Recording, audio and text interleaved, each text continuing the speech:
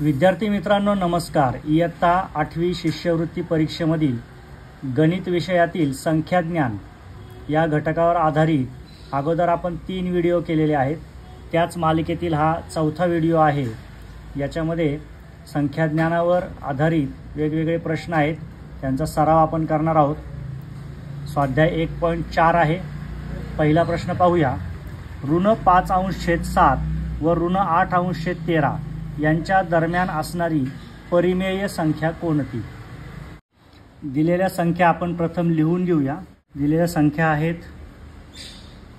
ऋण 5/7 आणि ऋण 8/13 या दोन परिमेय संख्या आहेत आणि यांच्या दरम्यानची परिमेय संख्या आपल्याला या 4 पर्यायांमधून शोधायची आहे। त्यांचे छेद समान नाहीत तेव्हा यांचा आपण भागाकार करून दशांश चिन्हाच्या स्वरूपामध्ये यांचं लेखन करून घेऊया। इथे 7 आणि 5ला भागूया। 7 × 7 इथे पहिला भाग बसेल शून्याचा, 7 0 0, 5वर 0 घेतला, 7 7 49, 50 मधून 49 गेले, राहिला 1, 1वर 0 घेतला, 10 होईल। 7 × 7 राहिले 3, त्यानंतर 7 चौक 28। इथे ऋण असल्यामुळे आपण ऋण चिन्ह घेणार आहोत। दशांश अपूर्णांकामध्ये याचं रूपांतर झालं ऋण 0.714। आता ऋण 8/13 या अपूर्णांकाचे आपण अशाच प्रकारे दशांश चिन्हात रूपांतर करून घेऊया। इथे सुद्धा 13 × 13 पहिला भाग बसेल शून्याचा, इथे दशांश चिन्ह घेतल्यावर 8वर 0 80, इथे 13 × 78 2 राहतील, 2वर 0 घेतल्यानंतर 13 × 13, 2वर 0 घेतला 20, 13 × 13, 20 मधून 13 गेले, राहिले 7, त्यानंतर त्याच्यावर 0 घेतला तर होईल 70, 13 5 65। 3 दशांश स्थळापर्यंत आपण उत्तर काढलं। याचं उत्तर आलेलं आहे 0.615। इथे ऋण चिन्ह असल्याने हा सुद्धा ऋण येणार आहे। आपल्याला हे जे दोन अपूर्णांक दिले होते त्यांचे आपण दशांश अपूर्णांकामध्ये रूपांतर केलेलं आहे। पहिला अपूर्णांक आलेला आहे ऋण 0.714, दुसरा आला आहे ऋण 0.615। आता यांच्या दरम्यानचा अपूर्णांक किंवा परिमेय संख्या आपल्याला शोधायची आहे। इथे आपण विचार केला तर हा धन संख्या आहे 6/8, त्यामुळे ही यांच्यामध्ये येऊ शकणार नाही, कारण या दोन्ही ऋण संख्या आहेत, यांच्यामधली संख्यासुद्धा ऋण येणार आहे। त्यामुळे पर्याय 2 बाद होईल। पर्याय 3 मध्ये सुद्धा 0.7 ही धनसंख्या आहे, ही सुद्धा येणार नाही। आणि चौथा जो पर्याय आहे तो आहे ऋण 21/14। इथे जर आपण भाग दिला तर 14 × 14 म्हणजे वजा 1 पॉईंट काहीतरी पुढे येईल, तेव्हा हे सुद्धा यांच्यामध्ये येणार नाही। आता उरला ऋण 13/21, याचं दशांश अपूर्णांकात आपण रूपांतर करून बघूया। वजा 13/21 हा भाग दिल्यावर काय होईल बघूया। पहिला भाग बसेल शून्याचा, 0.130 होतील, म्हणजेच 21 × 126, 130 मधून 126 गेले, राहतील 4, 4वर 0, 21 × 1 = 21 आणि त्यानंतर 21 × 9 = 189, म्हणजे ऋण 0.619 हा दशांश अपूर्णांक मिळेल आणि हा या दोघांच्या मधला आहे। त्यामुळे या प्रश्नाचं उत्तर पर्याय क्रमांक 1 येईल, ऋण 13/21 हे उत्तर येणार आहे। इथे व्यवस्थित समजून घ्या, हे दोन आपण धन असल्यामुळे पहिल्यांदा बाद केले आणि इथे 14 × 1 = 14, 1 पॉईंट काहीतरी येईल आणि इथे आपले ह्या दोघांचे जे दशांश अपूर्णांक आलेले आहेत ते ऋण 0.714 आणि ऋण 0.615 आहे। आणि हा जो अपूर्णांक आहे याचा दशांश अपूर्णांकात रूपांतर केल्यावर आपल्याला मिळाले ऋण 0.619। तेव्हा हा जो आहे हा या दोघांच्या दरम्यान आहे आणि त्यामुळेच या प्रश्नाचं उत्तर पर्याय क्रमांक 1 येणार आहे। पुढील प्रश्न पाहूया।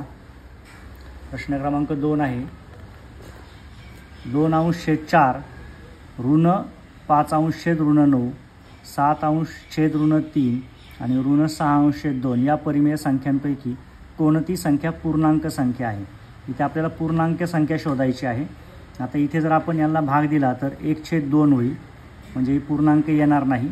या ठिकाणी 2 ने 6ला भागलं तर ऋण 3 येईल, बेत्रिक 6, ऋण 3 ही पूर्णांक संख्या आहे, त्यामुळे पर्याय क्रमांक 2 बरोबर येणार आहे। इथे 3 ने 7ला पूर्ण भाग जात नाही, त्यामुळे हा सुद्धा अपूर्णांक येईल इथे सुद्धा 9ने 5ला पूर्ण भाग जात नाही, म्हणजे पर्याय क्रमांक 2मध्ये बेत्रिक 6 ऋण 3 असा हा भागाकार येणार आहे आणि ऋण 3 हा पूर्णांक आहे, त्यामुळे या प्रश्नाचं उत्तर पर्याय क्रमांक 2 येणार आहे।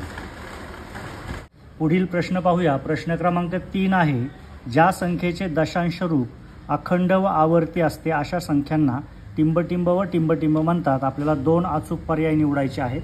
आता ज्या संख्यांचं दशांश रूप अखंड व आवर्ती असतं अशा सर्व संख्या परिमेय व वास्तव असतात, त्यामुळे इथे पर्याय क्रमांक 1 व पर्याय क्रमांक 4 असे 2 पर्याय इथे येणार आहेत, परिमेय व वास्तव। पुढे प्रश्न क्रमांक 4 पाहूया। पुढीलपैकी चुकीची जोडी कोणती? इथे आपल्याला 4 जोड्या दिलेल्या आहेत, आपल्याला चुकीची जोडी शोधायची आहे। आपण पाहूया। पहिली जोडी आहे परिमेय संख्या अखंड व आवर्ती दशांश रूप, तर ही जोडी बरोबर आहे। परिमेय संख्यांचं रूप जे असतं ते अखंड व आवर्ती दशांश रूप असतं। अपरिमेय संख्या अखंड व अनावर्ती दशांश रूप असतं, हे देखील जोडी बरोबर आहे। अपरिमेय संख्या या अखंड व अनावर्ती दशांश रूपात असतात। यानंतर आहे वास्तव संख्या परिमेय व अपरिमेय संख्यांचा समूह, ही देखील जोडी बरोबर आहे। वास्तव संख्या हा परिमेय व अपरिमेय संख्यांचा समूह असतो। आणि चौथा आहे नैसर्गिक संख्या धन व ऋण संख्यांचा समूह। इथे नैसर्गिक संख्या याच्यामध्ये ऋण संख्या नसतात, फक्त धनसंख्या असतात, त्यामुळे ही जोडी चुकीची आहे। तेव्हा या पर्यायांपैकी चुकीची जोडी येणार आहे पर्याय क्रमांक 4। यानंतर पुढील प्रश्न पाहूया। प्रश्न क्रमांक 5, ज्या संख्येचे दशांश रूप अखंड असते परंतु आवर्ती नसते त्या संख्येला टिंबटिंब व टिंबटिंब म्हणतात। 2 पर्याय इथे सुद्धा निवडायचे आहेत। तर ज्या संख्येचे दशांश रूप अखंड असते परंतु आवर्ती नसते अशा संख्येला आपण अपरिमेय व वास्तव म्हणतो, त्यामुळे अपरिमेय व वास्तव पर्याय क्रमांक 2 व 3 हे याचं उत्तर येणार आहे। प्रश्न 6 आहे, पुढीलपैकी अखंड आवर्ती संख्या कोणती? इथे आपल्याला 4 संख्या दिल्या आहेत। 9.165 यापैकी 165 वर अशी आडवी रेष दिलेली आहे। याचा अर्थ 9.165 165 165 असं सतत येत आहे पुढे, असा याचा अर्थ आहे। त्यामुळे ही अखंड आवर्ती संख्या येणार आहे पर्याय क्रमांक 1।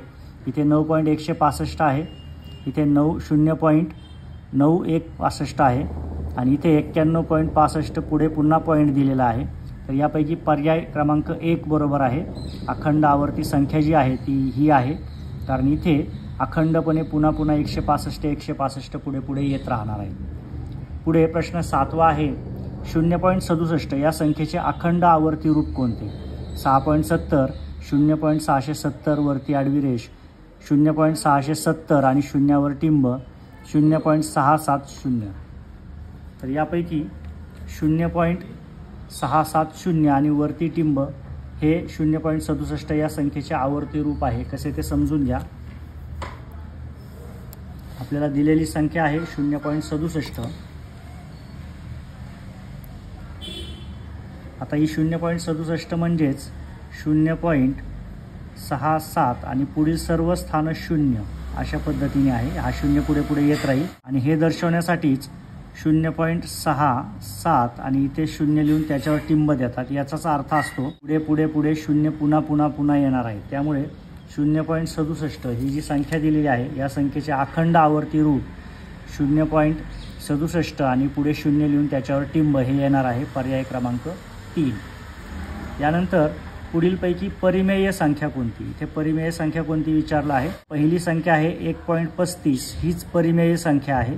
इथे वर्गमूळ 5 आहे, तर वर्गमूळ 5 ही परिमेय संख्या नाही, कारण 5 हा पूर्ण वर्ग नाही। इथे 3.1054768 आणि पुढे अखंडपणे संख्या येत आहेत अनावर्ती स्वरूपामध्ये, त्यामुळे ही सुद्धा परिमेय संख्या नाही, ही अपरिमेय संख्या होईल। इथे वर्गमुळात 10 आहे, 10 ही पूर्ण वर्ग संख्या नाही, त्यामुळे इथे सुद्धा आपल्याला अपरिमेय संख्या आहे। तेव्हा या 3 संख्या अपरिमेय आहेत आणि पहिला पर्याय 1.35 ही परिमेय संख्या आहे। त्यामुळे या प्रश्नाचं उत्तर 1.35 पर्याय क्रमांक 1 हे येणार आहे। पुढे शेवटचा प्रश्न आहे, पुढीलपैकी अपरिमेय संख्या कोणती? आता यापैकी अपरिमेय संख्या कोणती विचारला आहे। ऋण 27/5 ही परिमेय संख्या आहे। वर्गमूळ 25 म्हणजेच 5, 5चा वर्ग 25 असतो, 25चं वर्गमूळ 5 येईल, ही सुद्धा परिमेय संख्या आहे। त्यानंतर तिसरा पर्याय आहे वर्गमुळामध्ये 5 5 हा पूर्ण वर्ग नाही, त्यामुळे ही अपरिमेय संख्या येणार आहे. आणि इथे 10.05 आणि वरती आपल्याला आडवी रेष दिलेली आहे आणि पुन्हा टिंब दिलेला आहे. तर यापैकी वर्गमुळात 5 ही अपरिमेय संख्या आहे. या प्रश्नाचं उत्तर येणार आहे पर्याय क्रमांक 3. या ठिकाणी संख्याज्ञानावर असलेला स्वाध्याय 1.4 इथे पूर्ण केलेला आहे. यातील काही प्रश्नांचा आपण सराव केलेला आहे. अशाच आणखी प्रश्नांचा सराव करा. धन्यवाद.